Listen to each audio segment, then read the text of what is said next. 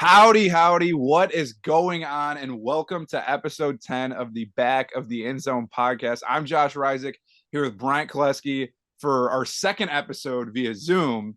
Yep. And it's obviously a little different. 10 episodes. I remember somebody telling us back in the fall that are telling one of my classes back in the fall that only like 10% of podcasts make it past 10 episodes, and we are at number 10, and so we hope to be continuing this and growing and just wait, we're going to keep going. And we're both super pumped. And it's just crazy to think that we're already on episode 10. Yeah. Looking back to where we first started, and we really kind of just threw ourselves into it. And having Jake on, having Carter on, Big Game Boomer. It's definitely a lot more than I expected. So it's definitely, we're still doing our highlighted teams before the season starts. We're 100 days away from college football. 100 days away from the best. I am so excited. Me too. I cannot wait. I think everybody is so excited. Football is just different. It's better than the golf stuff that's going on right now. As much as we both love baseball, but better than the NBA Finals. Even though I gotta say, the Nuggets and Lakers is becoming a really good series. So is the Heat and Celtics. But get that basketball crap out of here. Exactly. Let's get college football back. Same with the NFL. We want it all back. But Speaking of college football, that goes right into our team of today's episode. Talking about the LSU Tigers, man. Yeah. A heavy favorite for a lot of people to win the West. Not only win the West, but win the SEC, especially what they accomplished last season. And Brian Kelly's first year, going, what was it, like 9-3? They beat Bama in Death Valley. And they made the SEC championship. SEC championship game in his first season. And that just proves, the narrative around Brian Kelly is that he couldn't win the big games at Notre Dame because, let's be honest, he didn't have the talent at Notre Dame that LSU or that the SEC has. And when he was hired by LSU, that's the reason he came down to the LSU, because he wanted to play with the best and wanted to prove that he could win against the best. And there was. What was that? I was going to say there was a lot of jokes going around too after he signed with LSU, because everybody all over social media was freaking out. They're like, you saw him dancing with the recruits. Everybody's like, this guy is so corny. He's dancing with recruits. He's trying to get a Southern accent. LSU. And people were freaking. I feel like even LSU fans at the time were like, is this really our guy? And especially when they brought in Jaden Daniels, who did a really good job for them this year. He was rough to start the year, and they lost that game to Florida State by like an extra point. And he was rough to start the season, but then he really came on strong. LSU's defense really came on strong. They got one of the guys one of the best players in the country. He bursted on the scene last year in the Alabama game, especially because he made such an impact on that game. Was Harold Perkins. Dude is a freak. He was a freshman last year. He's a sophomore this year. You just said it. You told me before this episode started that you were comparing him to Will Anderson. I think he's either the next Will Anderson, because Will Anderson started busting onto the scene when he was a freshman, because he played a lot as a freshman, and that was the 2020 season. When Bama and Ohio State faced off in a national championship. That was the COVID year, and he went off in that national championship too. And then the next year, Will Anderson was even better, leading the SEC in sacks and tackles for loss and pressures. And of course, Will Anderson did the same thing this year, except with less sacks. But Harold Perkins, man, he was just a freak, and you could note, and he really made an impact for LSU last year, especially a team that was depleted on injuries a lot sometimes during the season. Kayshon Boutte is gone though. There's some other guys that are gone, but like I've told y'all before when we were making our SEC predictions, LSU sells itself. And one thing about Brian Kelly, and you're starting to see it, is he's keeping a lot Louisiana talent in the state of Louisiana. He's keeping, because Louisiana's got a lot of talent, and as far as high school football goes, and he's keeping that talent.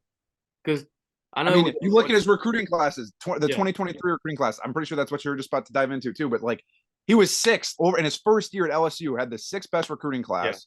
And then for class of 2024. As of right now, he has the 5th best recruiting class. So he's getting those recruits, which is scary. And he's because getting guys out of the transfer portal too. They got a guy from Bama, a receiver, Aaron Anderson, who flipped from LSU to Bama to go to Bama in the first place, and now that Brian Kelly's at the helm, they got some structure, they got some stability. He's going back to LSU, back to his home state, and I don't blame him. I mean, LSU, like I said, I picked them to win the SEC, and after spring, I still feel that way. It's just a matter of can they be consistent? Can JT Daniels maintain consistency?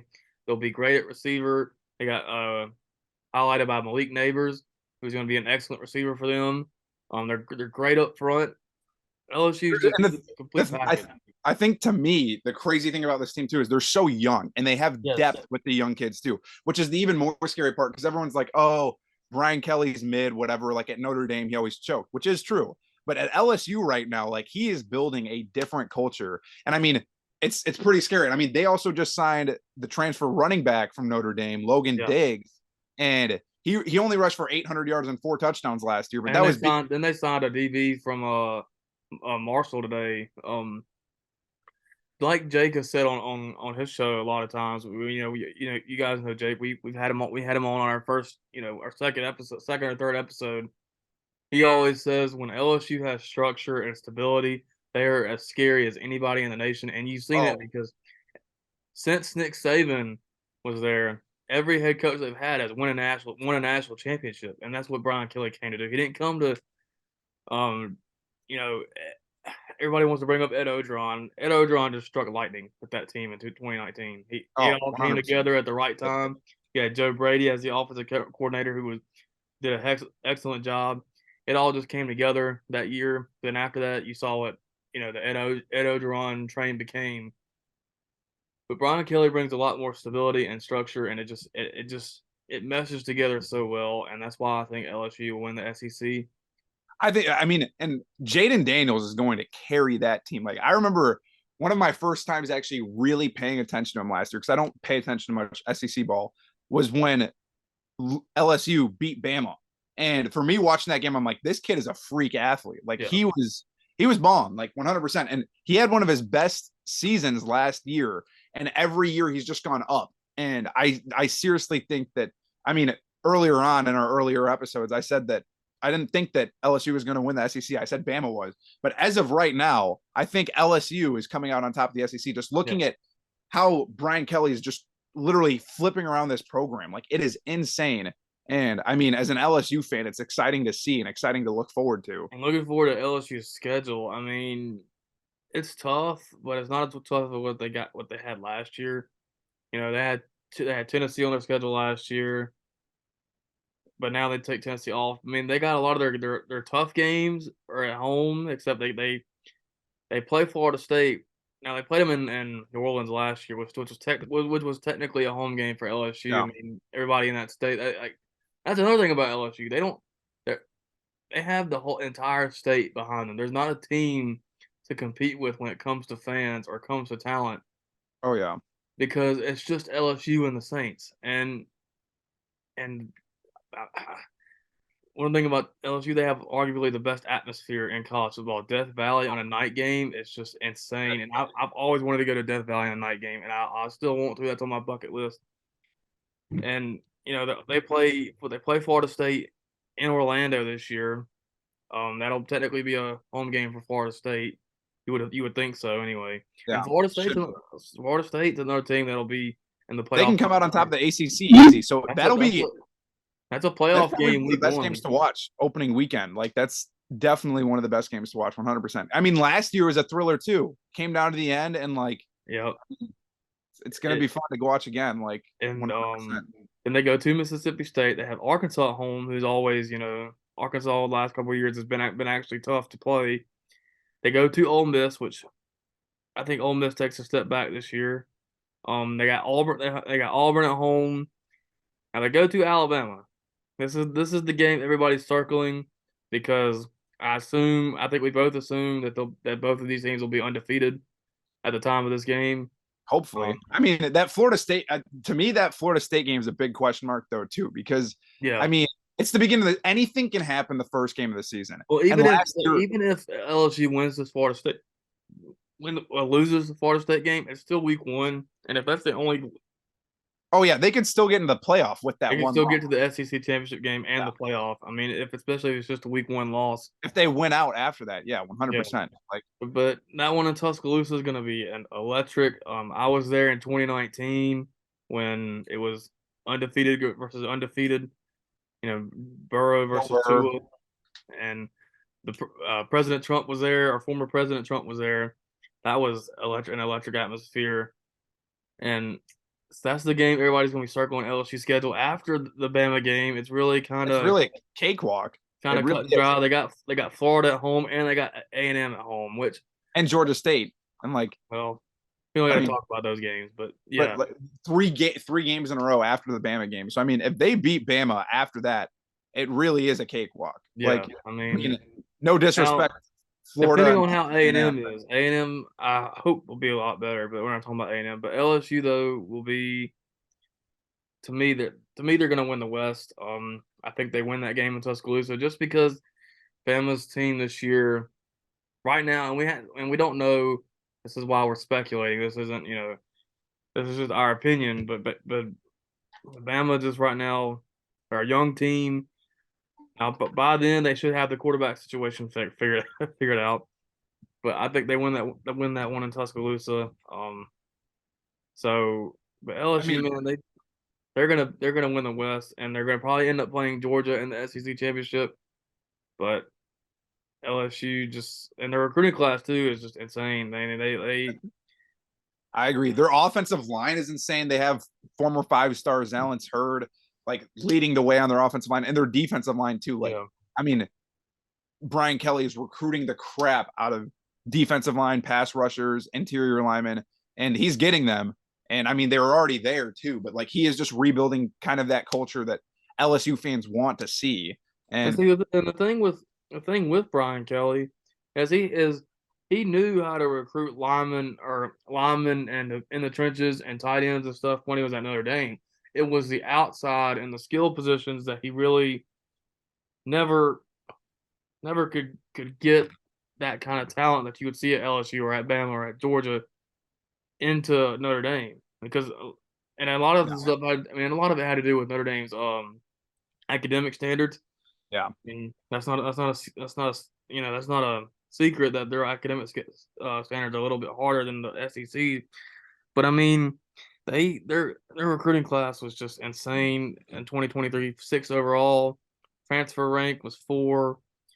Um, they got just all kinds of guys that just they're and the only dogs. two guys that they lost to the draft were Keishon Butte and Jeray Jenkins, two receivers, but like they're gonna be right back on top of it. And it's scary. It really is scary because Yeah. I They also like got they also got a guy that was a 5-star recruit. A&M, his name's Denver Harris, a cornerback that was that's really talented. They got him. They got they got a quarterback in the last recruiting cycle, Ricky Collins, and they lost one. They lost a quarterback to Ole Miss, but LSU yeah, always they were finds a way Walker to. Johnson. But I mean, either way though, like it's They went, crazy because I feel like right now not as many people are talking about the fact that LSU seriously is probably going to come on top of the SEC. And I know we both agree on that, but a lot of SEC fans and a lot of other people, I know they think that they're good, but I don't think that they think LSU can beat Bama again and that they can beat Georgia. And I think that this year that can happen. I yeah, really think it's possible. and it just all comes down to quarterbacks in the SEC, really, to me, because Georgia, Georgia, and LSU and Bama are all right there right now. It comes down to the quarterback play, and right now, LSU has their guy. Georgia doesn't. Now it looks like it's going to be Carson Beck for Georgia. Looks like it's going to, and Bama is still up in the air. Question marks. Nobody knows. And like Exactly. that's where LSU has the front hand right now. And like that's why I'm saying LSU is coming out on top of the SEC. Yeah. And I mean, yeah, it'll be interesting. Speaking of the postseason, yeah, LSU I feel like LSU is going to win win the West and win the SEC, but that necessarily doesn't count Bama or Georgia out of the playoffs. That is true. We're gonna get into our in this next segment. We're gonna get into our playoff predictions. You know, post spring, whatever you want to call it, early playoff predictions. Last year the 14 playoff. Next year it'll be a lot bigger. Probably be pointless trying to predict next year's, but we're gonna predict this season. My top 4 teams are LSU, Michigan, USC, and Alabama. To me, I feel like, and and you're going to notice I left Georgia out of there. I left Ohio State. I think only one Big Ten team makes it this year, and that's Michigan. I think the Michigan three-peats as the Big Ten champs and beats Ohio State in Ann Arbor. We're going to be talking Michigan next week, by the way. But for LSU and Bama to both make it, I think Bama and LSU meet undefeated. I think they meet undefeated. A lot of people can say, well, Bama could lose to Texas at home. I don't think that's happening. I think it'll be a good game. They could lose to Tennessee, but Tennessee comes to Tuscaloosa. A lot of Bama's games, tough games until the LSU game are at home. So I feel like Bama. I think either one of them could lose to each other, and then say LSU beats Bama. Bama wins out. Georgia loses a game. Say Georgia drops a game. I think Georgia could drop 2. They lose one in the regular season, like to Tennessee or Auburn or South Carolina or Kentucky, whoever. I think Georgia takes a little bit of a step back. But when we talk about Georgia, I'll explain why. But I feel like LSU and Bama could both make it. If they both go like 11-1, one of them wins the SEC. 12-0, 11-1. I feel like they both can make it. USC is an interesting one for me. When we first did our predictions for the conferences, I had Oregon winning the Pac-12. I've changed my mind. I'm going with USC here. I don't like their. They don't have a defense. They don't like their defense, but I think their offenses are going to be too good. They're still going to lose to Utah. It's going to happen. I'm telling you right now. Well, if they win out and win the Pac-12, and I think that's what they're going to do. I do think USC has the potential to go undefeated and win the Pac-12 this year. I think it's theirs to lose, obviously, because they got Caleb Williams. Yeah. But to me, I just don't see. To me, I don't see how Caleb Williams goes a third college football season without making a college football playoff. It would be, I don't want to say it'd be detrimental, but it would be incredibly I don't know. It'd be like a shame to him, the best quarterback in college football, winning the Heisman last year, coming off of literally the last couple of years, not make the playoff. I mean, he didn't make it when he was at OU because OU had a down year that year, but then he goes to USC, doesn't make it. One of the best, get one of the most gifted quarterbacks we've ever seen not make the playoff would be just kind of detrimental. I mean, it'd be bad. I mean, it'd be bad for USC, and it would put pressure on Lincoln Riley as well because they brought him in to win and to make the playoff. But I do see USC getting there. So my top 4 are LSU, Michigan, USC, and Bama. Yeah, see, my top 4 is a little different. Actually, quite a bit different. So, I mean, I think the only similarity that we have is our number 1. I'm putting LSU at number 1 as well. I 100% agree. I think that Brian Kelly is going to have an insane season, and I think that they're probably going to go undefeated. I think that they're going to beat Bama at Bama, and I think they're going to go into the playoffs just like out of their minds, ready to rock and roll. My number 2, little bit biased, but I seriously think Ohio State is going to finish with the 2 seed next year. We're going into Ann Arbor, and we're going to pound the crap out of Michigan. It's going to happen. I have faith. And I don't even care who's starting at quarterback. It'll probably still end up being Kyle McCord, but I really have faith that it's going to happen. My number 3 is probably a little bit of a long shot, but I think that it's going to happen. I hope that it happens. I know this fan base hopes that it happens too, but I think my number 3 is Florida State as of right now. It's a Not a long bad shot. pick. I really think that they're coming on out on top of the ACC. I think that their one loss will be to LSU, the first game of the season, but after that they'll win out and they'll win out big. I really have strong faith in that for whatever reason. I'm not even a Florida State fan. I kind of hate Florida State. I don't know why, but I do.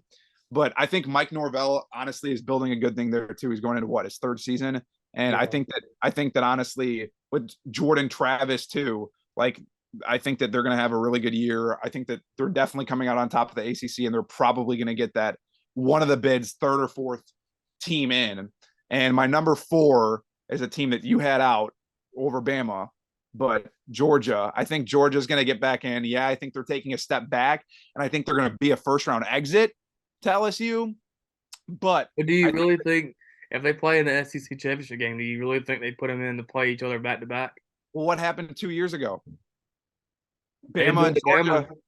They didn't make them play back to back. Well, they didn't play back to back, but I think that's going to happen this year. What Either I way, think, what I think history is going to repeat itself when it comes to LSU and Bama playing in the national championship. Back in 2011, LSU was touted as the number 1 team coming in. They beat Bama at Bama, the 9-6 game. I remember it very well. Neither offense could score. AJ McCarron, first year as a starter. Um, Bama doesn't lose another game the rest of the season. They get in the national championship game and they beat Bama. They beat LSU 21-0. So I'm not saying that same scenario is going to happen, but I'm getting because LSU's coming in as a top team. Now Georgia's the top dog until proven otherwise. But I do think they take a little bit of a step back. But LSU's being touted as this really competitive team, and I've seen a lot of people pick them to win the national title this year. Um, and they play Bama at Bama. I don't think the game will be 9-6 again. If it is, something's terribly wrong with both teams. But I just I could see deja vu happening all over again. I mean, I can see it happen too, but I don't know. I don't think Bama's getting in this year. I think it's going to be a rough year for you, Brian. I think that I mean, we'll see. Hopefully not. I'm not trying to bash you, but yeah, I don't know. I gotta stay hopeful. I mean, I know I'm picking LSU to win the SEC, but I gotta stay hopeful as a Bama fan. I gotta at least put them in the playoff. I mean, see, and I got to be hopeful as an Ohio State fan, but I really do think we're winning in Ann Arbor. And you can say no all you want, but it's going to happen. I'm telling you right now. Snow is going to be coming down, and Kyle McCord, white boy from Pennsylvania, he's gonna go off. Just wait. Him and Marvin yeah. Harrison Jr. But yes, I sir. mean, like I said, it's too early to tell. I mean, this is all speculation and prediction. Yeah, we still have 100 days till the first game. So I mean, Exactly, anything can happen. Still a lot of transfer portal stuff to go as well. I don't know when yes. I don't know when it closes again. I guess at the end of the summer, I have no clue. I'm But pretty sure it closes soon. I don't think it. I honestly think it closes. Um. Let me see. It closes. So the first wave obviously closed April 15th, and then everyone had their spring games, whatever. yeah, And then the second wave opened back up, and that one ends on. Oh, it was scheduled to close again on April 30th. It's saying. I don't know how true that is. Oh wait, no. So the last day that you can transfer is May 15th, according to yeah. this Sports Illustrated article. But so I mean, as of right now, all the transfer portal, everyone that wanted to transfer is already transferred. So I mean, there might be some things that might be able to happen because I know there's some people can fight with NCAA, Yeah. and there might be a couple other transfers with maybe some big name guys, but very unlikely that we see any other huge transfer guys. But Yeah, that's our top 4. I mean, we'd like to know what you think. It's like I said, it's gonna be a wild season. I feel like probably one of the most wide open seasons we've had in a while. I feel like, I mean, I don't think there's a true front runner. Like, yeah, we both had LSU as number 1, but I really like. Who knows? Maybe Washington will come out of nowhere and freaking who knows? yeah. Literally anything's possible. Maybe TCU after losing Max Duggan and Quentin Johnson and all their other guys, maybe they'll somehow come back up. I doubt it, but I mean, you seriously never know. It's always wide open. It's going to be even more exciting with the 12-team playoff coming up. But Maybe Texas ends up playing Georgia in the national championship, and Quinn Ewers does bad, and I mean, they bring Arch Manning into the second half he to chokes. have his Tua moment. I mean, we'll see what happens. I mean, I don't know. ESPN had Texas making the playoffs, so Yeah, I saw that. I mean, I don't know. They got a big game week 2 in Tuscaloosa, so Yeah, I mean, we'll see. If y'all lose that game and y'all lose to LSU, no playoff for you. That's all I can say. well, man, I don't know, but so we're gonna transition to the NFL. But we're kind of gonna do a similar thing we've been doing with college football, picking a team, but we're just gonna like go through this NFL team's schedule. I want to start with the Super Bowl champs, team I hate the most. Out of all the teams that out of all the teams, we're gonna get just kind of since the schedules have been released, we can just do like a win-loss thing. Um, the Chiefs, Week man, the defending champs, they got a lot of tough games on their schedule. and week 1, the Lions are coming to the Chiefs, And that's a big game because I don't say that's a big game. That's a big opportunity of that's what the NFL thinks of the Lions to put them on prime time to open the season. literally opening up the season. They're buying. I think they're buying into the Lions hype just as much as we are. And I'm buying into the Lions hype as an NFC North fan. I think that they could win. I think that they could win that game, but I don't think they're going to. I think that the last time Mahomes and Goff faced off, it was like a 50-point game on both ends. Yeah, when Goff was back on the Rams back in 2018. That was also at Arrowhead too. That game was also at Arrowhead. So I mean, yeah. And so it'll be interesting to see what happens. Week 2, they got the Jaguars, which will be another good game. The Jaguars are coming on strong. Trevor Lawrence, they go to Jacksonville. That'll be a rough game. I mean, they played each other in the playoffs, and that's when Mahomes got hurt, came back in. Yeah, and the Jaguars, man, they could make a run for I think they'll win the AFC South. The Jaguars, they added Calvin Ridley. He's able to play as long as he's not, gambling. Hopefully it chills out a little bit. Yeah. Week 3, the Bears head to Kansas City. As much as I love that's an easy win there.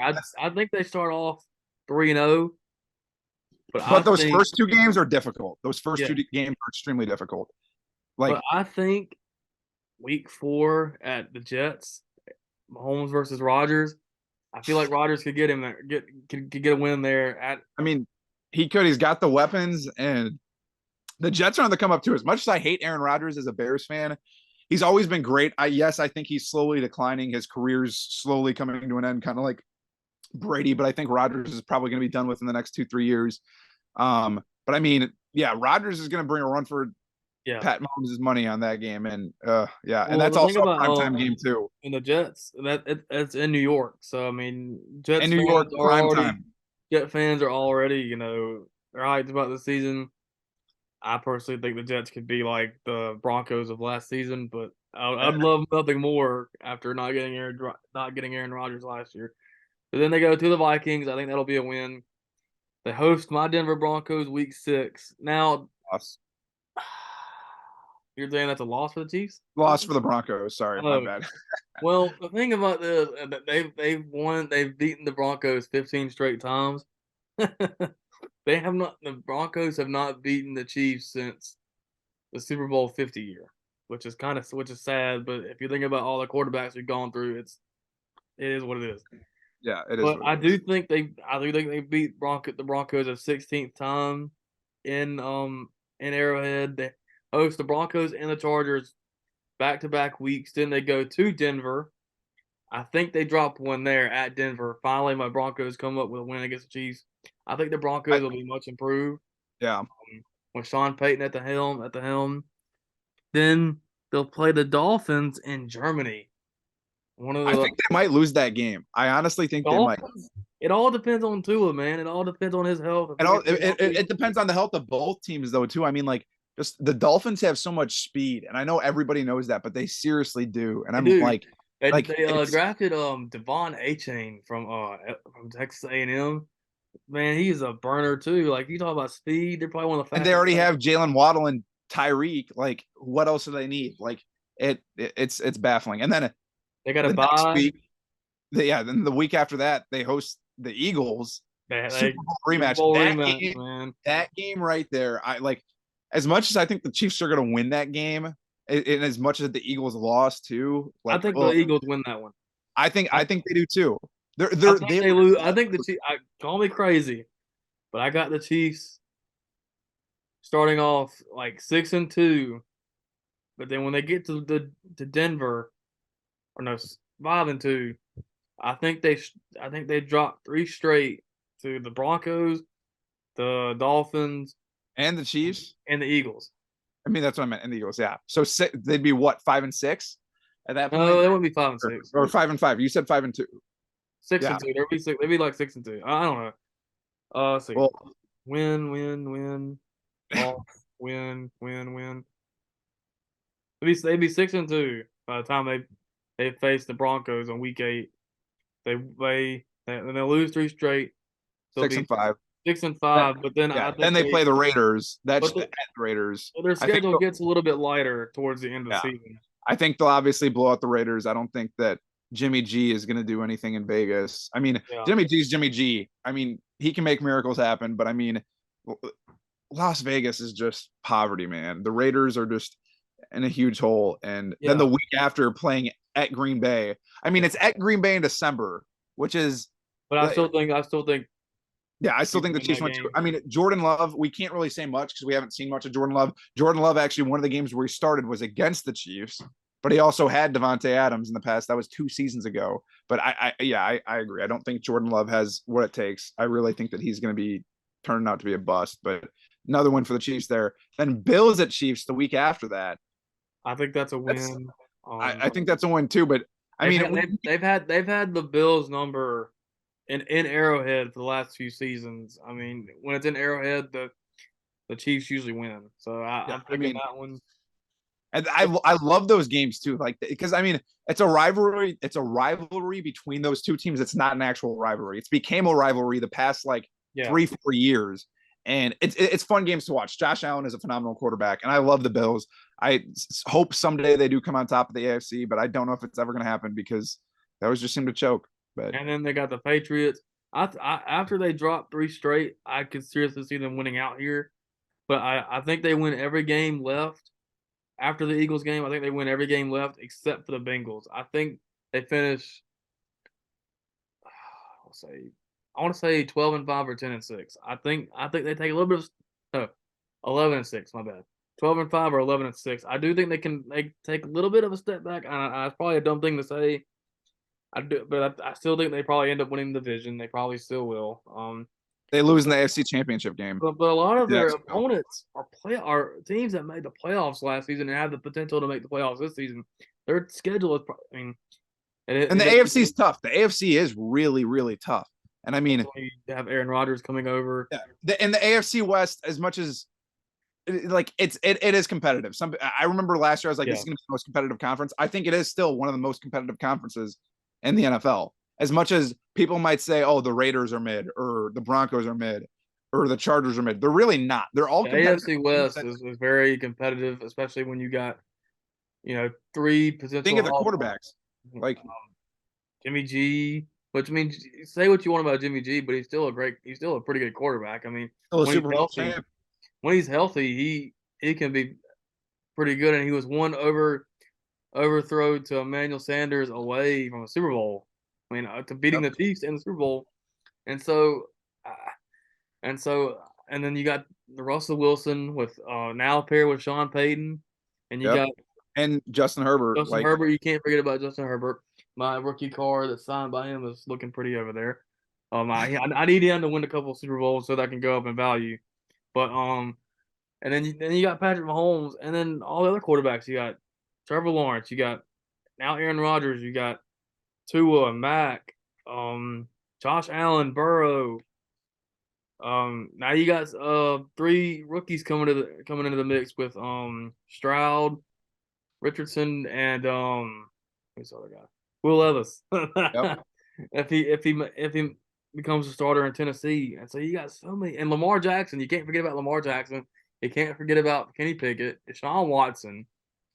All the quarterbacks they got are almost established. Almost. I mean, yeah, they are. I mean, I don't disagree with you there. So So I mean, it's a tough. The AFC is tough this year, and somebody said it.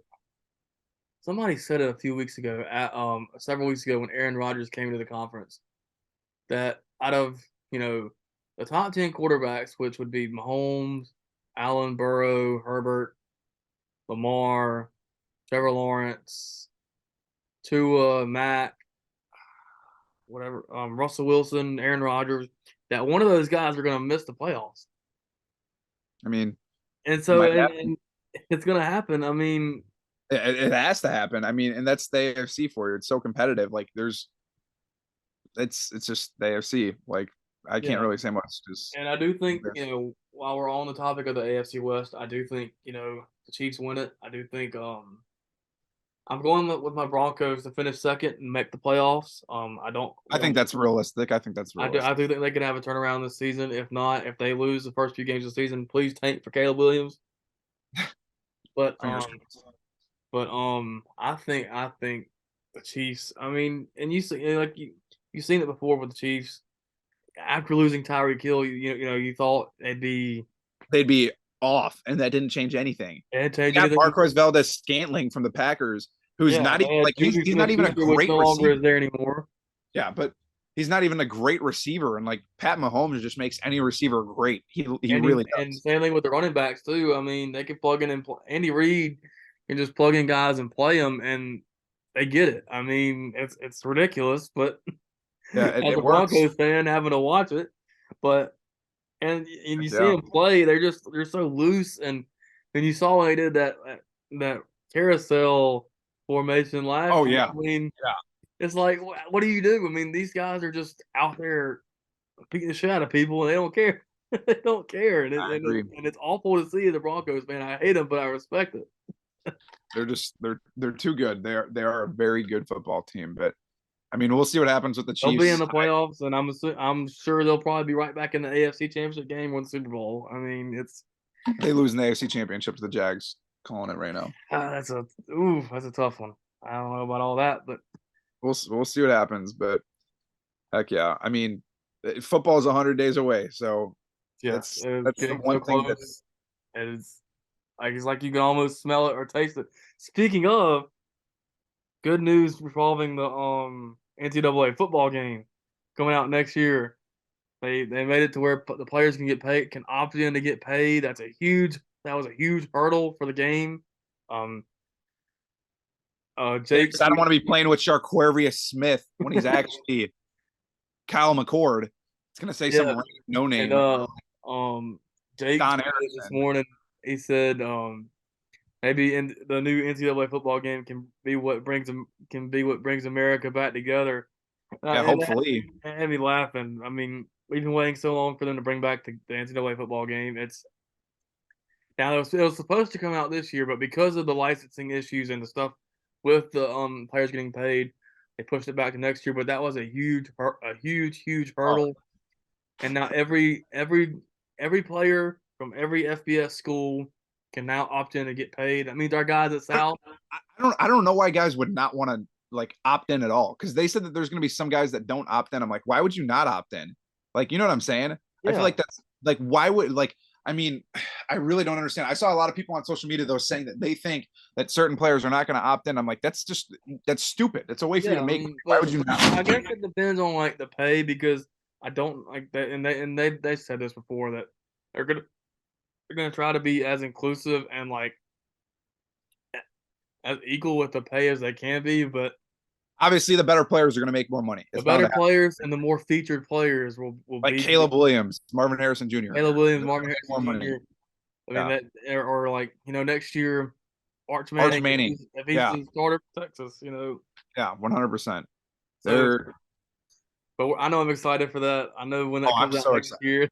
It's just something else to look forward to college football related. That Yeah, is definitely that's a a lot whole other more than year from now, yeah, unfortunately. a lot more than Next 100 year, days. But yeah, but heck yeah. Well, I think that's gonna do us for this episode. for So episode 10, baby, let's get it.